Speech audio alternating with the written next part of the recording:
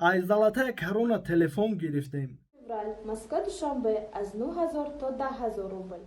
Основные причины для отказа или аннулирования РВП или вид на жительство. Ассалому алейкум ба ҳама бинандагони канали Абдуллотиҷӣ, ҳама нафарҳое ки канали моро ҳамавақт дастгирӣ мекунед, комментариҳои хуб менависен ва ай ҳама беҳтараш бовар карда билет мехарен. Ай ҳаматон миннатдорум. Мақсад ай видео, дар ин видео мехостем аввалан худам саволҳое ки дар видеои пештара менавистем бигем як панҷташа интихоб кардем. баъзе саволҳое ҳастае ки худмам намедонам, ай нафарҳое ки мефаҳманд мековем ай сайтҳо аниқша дар ҳамин масъала мехостум шумода маълумот расонум.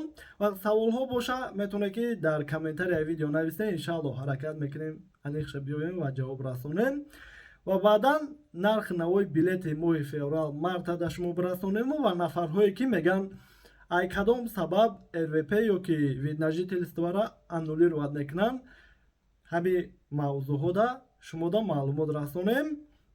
ва пешаи комментариҳоро хондан, мавзӯъро сар кардан, як дақиқа стоп кунен, подписатсия ва лайка биҷиқе барои пешравии канали мо беҳад дастгирӣ хуб мешавад ки ай ҳаматон миннатдор мешем. чун ҳамавақта номерҳоро мемонум барои билет ай ки ҷой ба ки ҷой дар кор боша, метавонед телефон кунед ва ба дили пир харидорӣ кунед. барои регистратсия карданам, барои даниётона проверка кардан, барои аэропорт бе документҳо дар омадан, борроӣ кардан, пересечени граница ё ки саволҳо боша, метавонед ки сахранид кунед, пирсен дар WhatsApp, иншаалло ки ҳамкоримон ҷавоб метиҳанд. хуб, мехонем комментариҳоро. ассалому алейкум акай Абдулло, ҳамин визара як бор ё ду бор ё сеюм бор ай чанд сола маҳкам мекунанд, подробно мефаҳмонден. алейкум салом бародарам, якум бор ай 3 то 5 сола депортатсия мекунанд, дуюм бор ай 5 сол то вазъияти нарушенитона нигоҳ мекунанд, бигем зиёди зиёд 10 сола ва сеюм, чорум, панҷум бор бигем ай 10 сол зиёд. ай золотая корона телефон гирифтем, як 5 моҳша супоридем, баъдан симкартамона гум кардем, мехоҳем супорем вале намедонем чӣ хел.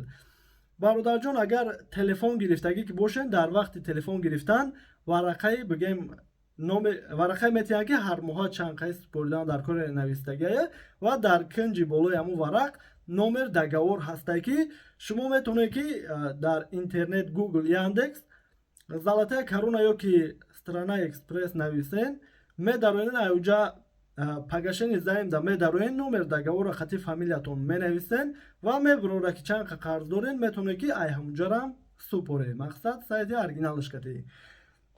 ва нафарҳое ки ай программа гирифтагӣ бошен 10-20 ҳазор рубл бигем дар ҳамин ҳолат симкартаро гум карда боше, компанияи золотая корона телефон мекунем, ному фамилиятона мегем, бигем номери договорша мегатона, ирам ҳамихе метавонед ки супоре. ассалому алейкум додарҷон, ман як зани муҳоҷир 3 сол шуд бе документум, ягон штраф надорум, метавонам граница бирам биём документ кунам. алейкум салом апаҷонум, агар ягон штраф надошта бошен, ба ҳар ҳол на фақат шуморо, ҳар як нафаре ки тамошо дора, мақсад барои граница гузаштан, агар дилаш камтар, агар худаш пир набоша, як бор бигем виесча проверка кунад ки кушодай, баъдан бирем биёем бе ташвиш. намешавад ки мақсад шумо бароена сразу депортатсия кунанд, дар омадан намонанд. бигем барои ҳамо ба ҳар ҳол проверка кунед ва баъдан бе ташвиш равем биёем. барое ки ҳолатҳои ки шидагии мода бисёр ки ба самолёт Армения, Азербайҷан ё ки Турсия пассажирода билет гирифтагем, депортатсия будаган, дар он вақти Россия буданда виесчон маҳкам будагай, мераванд, обратно омадан намемонанд, баъдан бо Тоҷикистон. бигем ишам ба назар бигирен. акамара як 5 сола депортатсия кардагиам. ман нарафтам, 1 солаш гузашт, 4 соли дига бестам, ҳамин Россияда срок полни тамом мешавад, баъд метавонам граница бирам биём, аз сари нав документ кунам. бале бародарҷон, агар 4 соле ки мондагиай нақапан, мақсад бигем ки дар ягон проверка документ нағалтен, ҳамиҷада бошен, виестон кушода шава, метавонед граница бигузаред ва бе ташвиш документ кунед. қонун дар бораи хона аснавания барои рвп ё внж супоридан қабул шид бародар ё не? Айни замон не бародарҷон, иншаллоҳ ки қабул шава шуморо хабардор мекунем. хоб ҳамиқа маълумот боқӣ паноҳи аллоҳ дар бораи билет ва чӣ хеле ки гуфтем сабабҳои аннулировать кардани рвп внжра маълумот мерасонанд. бошед. Ассалому алейкум ба подписчикои канали Абдулло Тиҷи. Раҳмат ки подписаться мекунед, лайк мемонед ва бовар карда билет мехарем. Дар ин видео мехостем нархи моҳи феврал ва март ба шумо бирасонем. Аз Москва ба Душанбе, аз Душанбе ба Москва. Айни замон аз Душанбе ба Россия билетҳо қимат шудагист, чунки бисёр одамон аз Душанбе ба Россия парвоз мекунанд ва аз Россия бошад аз любой шаҳрш арзон аст билет. Ва ҳаст варианти хуб ки аз Душанбе ба Россия ба автобус биравем. Аз Хуҷанд меравам. нархи билети моҳи феврал ва март. моҳи феврал Москва Душанбе аз 9000 то 10000 рубл. Душанбе Москва аз 32500 рубл то 39000 рубл.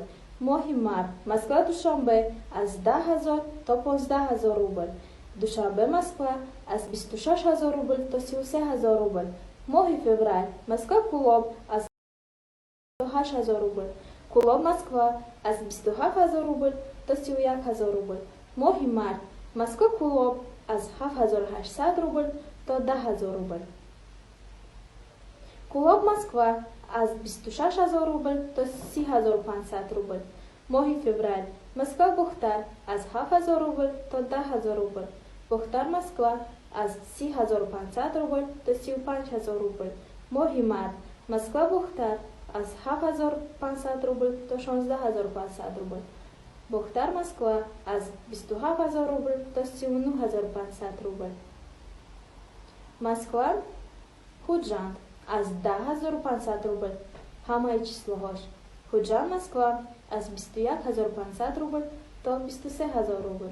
моҳи март Москва Хуҷанд аз 10500 рубл то 17500 рубл. Хуҷанд Москва аз 21000 рубл то 22000 рубл. ҳазор раҳмат ки подписаться мекунед, лайк мемонед ва дастгирӣ бикунед. Ба паноҳи Аллоҳ бошед.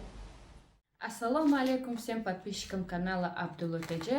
В этом видео мы хотели с вами обсудить 3 основные причины для отказа или аннулирования РВП или вид на жительство.